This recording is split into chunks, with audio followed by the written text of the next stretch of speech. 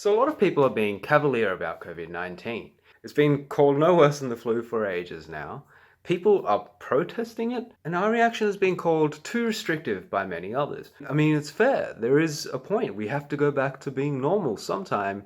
But it's funny how prominent people who say we're going too far always seem to have a financial interest in shutting this shit down, though, doesn't it? But I'm actually encouraged to see many around the world taking this as seriously as they should. But right now, people are just focusing on mortality rates when there's a good chance that COVID-19 could affect you long after it's gone as well. And when you consider there are people advocating to deliberately spread it to children, even school kids, that's scary.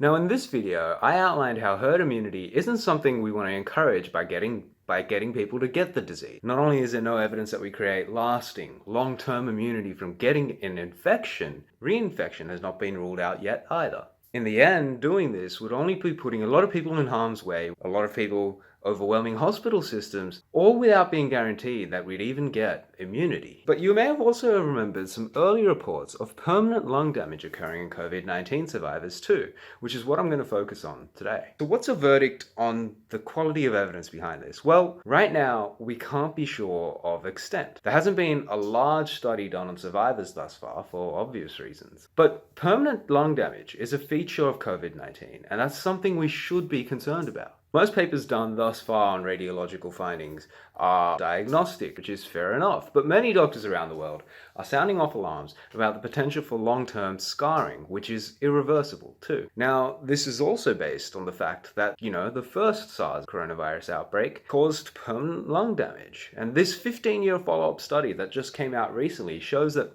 though most patients don't have permanent lung damage, up to 4.6% do. That SARS outbreak was more fatal, but similar hyperimmune reactions are being seen in COVID-19 lung. And when you consider that this study was done on medical staff who aren't super ill, and that 12% of people in ICUs in the US right now are 20 to 44, and that 6% of children who get COVID-19 are in the severe or critically ill categories, affecting young people who are otherwise well is definitely not risk-free.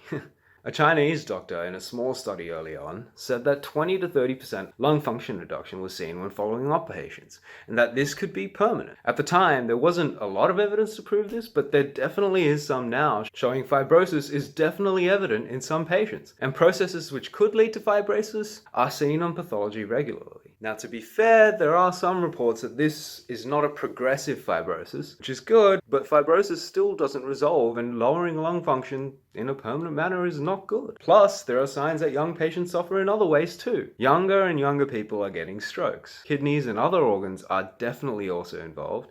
Children are also getting impacted by toxic shock syndromes, and it's associated with other diseases too. But taking it back to the lungs, I'm an ex-cancer patient who's had 2 bone marrow transplants. That's caused some permanent lung damage in my lungs. You know how shit I felt when I saw that my lung function had dropped to 70%? And then 60% a year later, I probably can't play basketball again.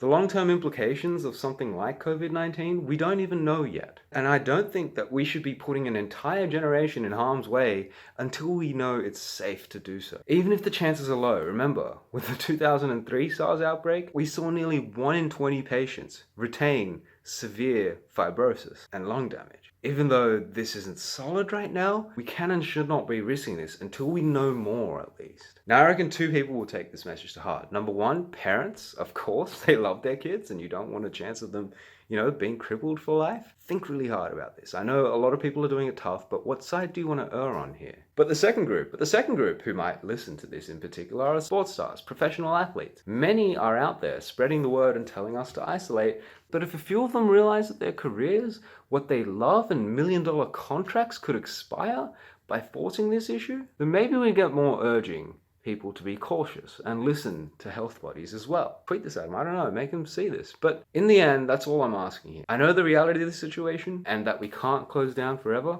I'll even have a look into the balance between economic upheaval and deaths that are caused by that and deaths that are caused by coronavirus too, if you want. Let me know if you want me to do that. But until we know, listen to health bodies and bodies of health experts, not randomly experts that you might see on TV, and hopefully we'll get through this on the other side. Like, comment, and subscribe, and let me know what else you want me to talk about.